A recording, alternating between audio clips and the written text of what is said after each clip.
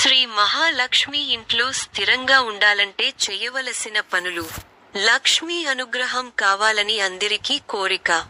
ధనం, ఆరోగ్యం ఇలా పలు రకాల లక్ష్మీ సంపదల కోసం అందరూ తాపత్రయం పడుతుంటారు. ఎంతో కష్టపడి పనిచేసినా ధనం నిల్వ ఉండని వారు కొందరు, ధనం వచ్చినా పలు సమస్యలతో నీటిలా ఖర్చు అయిపోతుందని మరికొందరు. ఎంత కష్టపడ్డా చాలీచాలని బతుకులు అని మరికొందరు. ఇలా లోకంలో పలు రకాల అలక్ష్మీ పుత్రులు.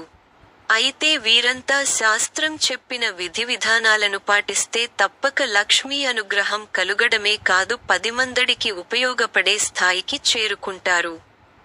ఆ నియమాలు ఏమిటో? తప్పనిసరిగా ప్రాతఃకాలమందే ఇంటి ప్రధాన గుమ్మం ముందు శుభ్రంగా ఊడ్చుకొని వీలుంటే ఆవు పేడతో కళ్ళాపి అంటే నీటిని చల్లుకుని చక్కటి ముగ్గును వేయాలి. వీలైతే పసుపు, కుంకుమ రంగులతో అలంకరణగా వేసుకోవాలి. ఇది లక్ష్మీప్రదానికి సూచన. గుమ్మానికి ఇరుపక్కల సుగంధ ద్రవ్యాలు వెదజల్లే పువ్వులు ఉంచాలి. లక్ష్మీదేవికి ఇష్టమైన కలువ పువ్వులను గుమ్మానికి అటుఇటు పెడితే, అవి రోజూ మార్చి కొత్తవి పెడితే లక్ష్మీదేవి ఇంట్లో తాండవిస్తుంది. ఒకవేళ కలువ పువ్వులు దొరకకపోయినా ఏదో ఒక పువ్వులు పెడితే మంచిది. ప్రతి శుక్రవారం, గురువారం సాయంత్రం పూట గుగ్గిలం, సాంబ్రాణి పొగ వేసుకుంటే చాలా మంచిది.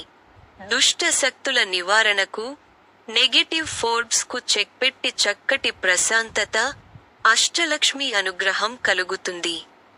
ఇంట్లో ప్రతి పండుగకు తప్పక దర్వాజలకు మామిడి ఆకు తోరణం, పూలమాలల తోరణాలు కట్టుకుంటే తప్పక ప్రకృతి స్వరూపిణి అయిన లక్ష్మీ అనుగ్రహం కలుగుతుంది.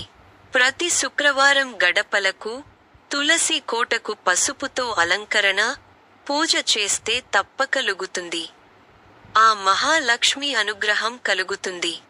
పైన చెప్పిన విధానాలను పాటిస్తే మన ఇంట్లోనే ఆ మహాలక్ష్మీదేవి స్థిర నివాసం ఏర్పరచుకుంటుంది.